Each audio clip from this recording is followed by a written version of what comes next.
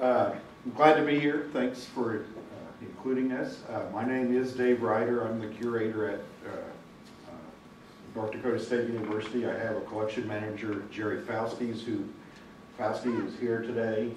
He actually put together this talk, and so if I need fingers or something, I may refer to him. But North Dakota State, we are the Land Grant Institute in North Dakota. We're a small department, very focused on agriculture.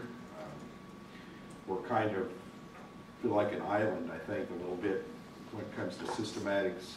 I think the only other systematists on campus, there's some botany work done, but I really enjoy when we get visitors up there to the museum and that, so we can actually talk systematics with other people. We are in Fargo, North Dakota. You can see a picture of the city, snow-covered entrance into our campus, and then we're located in Holtz Hall, up on the second floor of Holtz Hall. Our collection began, like everybody else's, it seems like here, very early history. A guy named C.B. Waldron was hired as the first entomologist before 1900, back in like the 1880s or so. We've had 3 curators. Dr. Post was there from 46 to 74. He was a Thysanoptera specialist, so we have fairly strong holdings in Thysanoptera.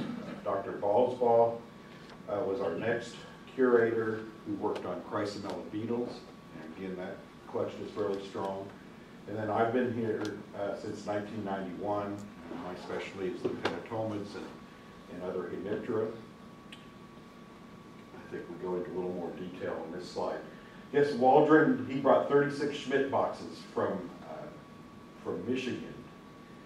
And I think the last time anybody did a count, they went through our collection in like the 1970s, and about 3,400 of his specimens were still in the collection. Like I said, his collection was from 1890s. He did some trading and stuff. I think the oldest specimens we have in our collection date back to about 1868 or so. As I said, in 1946, R.L. Post was our first curator. He was a very prolific collector in North Dakota, worked mainly on Thysanoptera. There's a couple nice publications on the Thysanoptera of North Dakota, which may not seem like much, but there's not very many, the insects of North Dakota type publications out there, I don't think. Collection moved from South Engineering to its present building in the mid-1970s. It was a brand new building, Holtz Hall, at that time. Then Dr. Balsbaugh, Chrysomela specialist. Our collection was all in wooden cabinets from pretty early on, and of course they're not as good against their methods. So Dr. Balsbaugh, one of the things he did was try to start moving towards the more standard metal fireproof type cabinets. Our problem at North Dakota State is that because of the lack of funding, we can't get a lot of cabinets. We have a few come in every year or so. We get a few cabinets, but our growth is faster than the number of cabinets. So rather than replacing the wood cabinets, we're just adding more cabinets. And so we still are using our wooden cabinets. Talking about the legislature, not usually involved with insect collections and that, but North Dakota's legislature back in the 80s did actually officially designate our collection as the state repository for North Dakota. And then, as I mentioned, I came in 1991.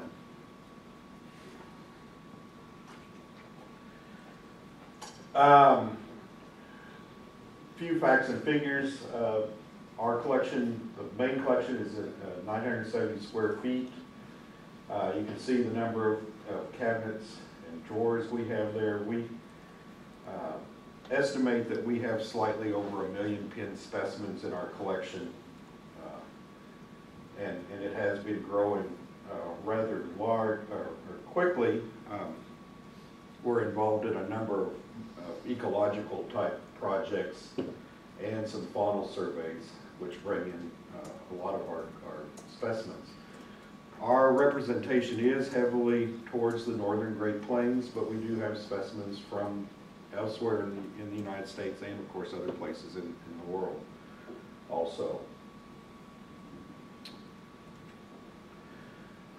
Additional collections, our alcohol collection, 14 wooden cabinets, almost 50,000 vials. Again, you can see it's kind of the older style of housing the alcohol collection in the smaller dram vials in wooden racks, which all could be used to be updated.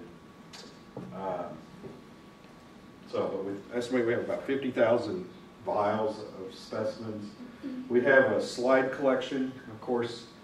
A lot of the Thysanoptera from Dr.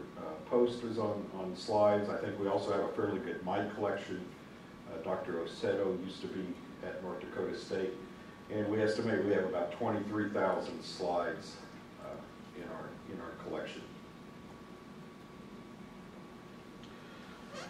Jerry went through a little process putting this together to estimate the actual value of our collection.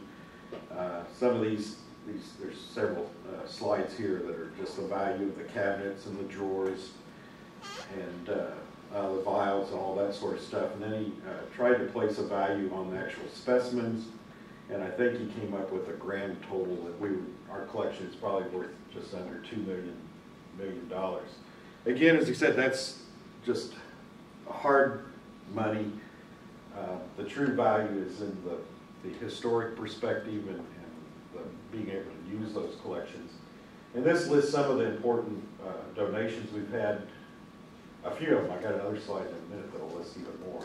But we have a nice cicindelid collection, of course, post-Thysanoptera collection, and so on. Additional facilities, we do have the museum that I just mentioned. Adjacent to the museum, there's another room, we call it our prep room or that, but there's space for 5 working stations there. It also houses a lot of our museum literature. And just adjacent to that is another small room that was really made for like a little lab wet room type thing, but Jerry uses it pretty much as his office. Again, a lot of the literature is in this room, a lot of the Lepidoptera literature which Jerry works on, and we also have our auto montage system set up in that room. So, and I believe we've got a couple small adjacent rooms for storage. Is that what this one is? This is Oh, yeah, I can't see. Oh, this is the lab across the hall. As I said, a lot of our research is done, or a lot of our insects have come in due to other projects, not systematic projects, the ecology work. And so I have a laboratory across the hall that I kind of call my ecology lab. And that work is winding down. We have about 8 metal cabinets full of insects over there just from that project that we're slowly incorporating into the main collection as we get all that data off of those slides. And then there is some storage facilities by the museum. Now, levels of curation, like any collection, different parts have different levels of curation. Some parts have been curated rather nicely, and some parts have almost received no curation, at least recently. Again, this reflects a lot of who's worked there. I had a graduate student who worked on carabids, and so the carabids look pretty nice. Tiger beetles, we had a large donation, the slave ball collection back a ways on tiger beetles, and so it's pretty well. Jerry, for some of our survey work, has done a lot of work with scolitines lately, and then Ballsball with chrysomelody. We have a nice chrysomelid collection. Things we're working on right now, because of Jerry's work, he's getting the Lepidoptera into better shape. Because of my presence, we hope to get the Heteroptera. Actually, I've not done as much with the collection of Heteroptera as I should. He's also had some student worker help in that, and so there has been a few other groups that we've curated lately, the orthopteroids and a few coleoptera groups. But we still are in need, some groups are really in need of more curation, particularly in the things like Diptera have been largely ignored in our collection in recent times. And you see some other groups there that we need to work on.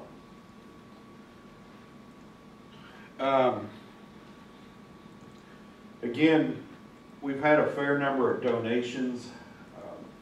Again, for a smaller collection, for some of you that are in larger collections, these may not seem like huge donations, but for a collection our size, and with just mainly Jerry and I working there, it is a considerable amount of work to incorporate all these collections. There are some of these were very nice donations and really improved the collection quite a bit. Like what'd you say, Jerry, about 80,000 since 1980 we've had donated, I think it's something like that.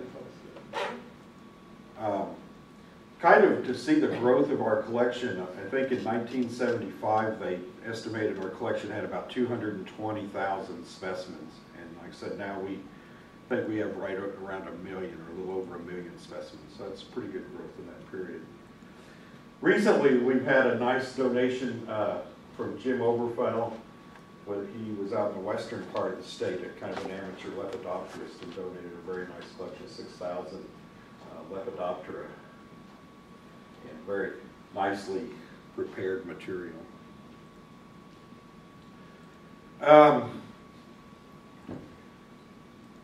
Some things, a few other things I could mention. Outreach-wise, Jerry and I, we don't do a lot of outreach. I mean, we do talk to the media and that, and we do have, like every collection, a lot of drawers we've set up in that for the public. We were fortunate that we have another technician in our department, works for one of the other professors, who loves to do outreach. We call him Mr. Bugman, Don Carey. And he does 150,000, or 100 to 150 presentations a year for schools and scout groups, that sort of thing. So we are involved with outreach, but not so much Jerry and I directly. Also, this group, we're interested in what we've done so far in digitizing. We really haven't done a whole lot. Jerry is concentrated quite a bit on the insects of North Dakota and trying to compile a list of not just his specialty, but all groups for our area.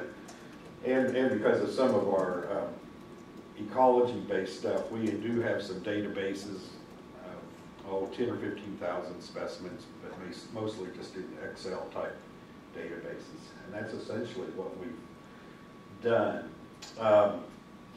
There has been some talk about moving us again to Walster Hall, but I don't know if that's ever going to come through or not. So anyway, that's